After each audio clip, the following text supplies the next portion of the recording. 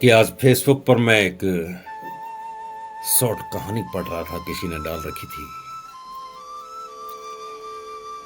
कि एक प्रेमी अपनी प्रेमिका से बहुत प्यार करता था, लेकिन वो प्रेमिका उससे उतना प्यार नहीं करती थी। वो उसके दिलों से सिर्फ खेलती थी।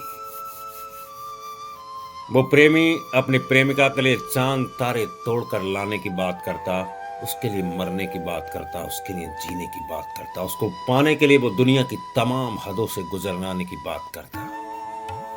लेकिन वो प्रेमिका सिर्फ उसके दिलों से खिलवाड़ करती थी, उसके साथ वो खेलती थी। एक दिन उस प्रेमिका ने प्रेमी से कहा कि मैं तुमसे तब प्यार करूंगी जब तुम अपनी मां के सीने में खंजर घोंप के उसका दिल मुझे ला कर दोगे।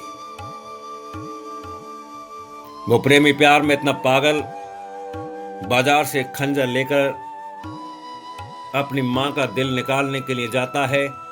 जाकर देखता है कि अपने घर पर मां पलंग पर सोई हुई है। सोती मां के सीने में खंजर घोंप के उसके दिल को एक झटके में बाहर निकालकर वो दौड़ता हुआ अपनी प्रेमिका को उस दिल को देने के लिए जा रहा था। भागते भागते कहीं रास्ते में सीढ़ी पर वो प्रेमी गिर गया। उनके हाथ से अपनी मां का दिल था। जब वो प्रेमी नीचे जमीन पर गिरा तो उसकी मां का दिल उस प्रेमी से बोला कि बेटे, तुम्हें कहीं लगी तो नहीं। ये कहानी बनावटी हो सकती है और निसंदेह ये मां के सम्मान में गढ़ी गई एक छोटी लघु कविता टाइप की है, लेकिन फिर भी ये लघु कविताएं, ये लघु कहानियां, ये लघु संदेश ये तय करते हैं कि मां का कद इस दुनिया में कितना बड़ा है। उनके लिए मेरे कुछ चंद लाइनें हैं कि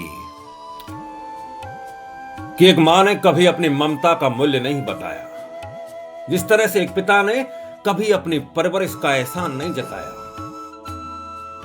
चांद ने चांदनी का, सूरज ने रोशनी का, और इस सागर ने कभी अपनी बूंदों का तुमसे हिसाब नहीं लिया। एक वृक्ष ने कभी तुमसे अपने फलों को तोड़ने का ऐतराज नहीं किया।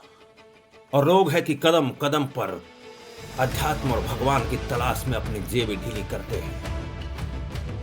इस प्रकृति ने जिस तरह से अपनी सुंदरतम चीजों को दरवाजे तुम्हारे लिए निःशुल्क उपलब्ध करा रखे, उस ठीक उसी तरह कदम कदम पर भी इस प्रकृति में कदम कदम पर भगवान भी तुम्हारे लिए निःशुल्क उपलब्ध है, बशर्ते कि तुम कितनी शिद्दत से, कितनी ईमानदारी से तुम उसे ढूंढते हो।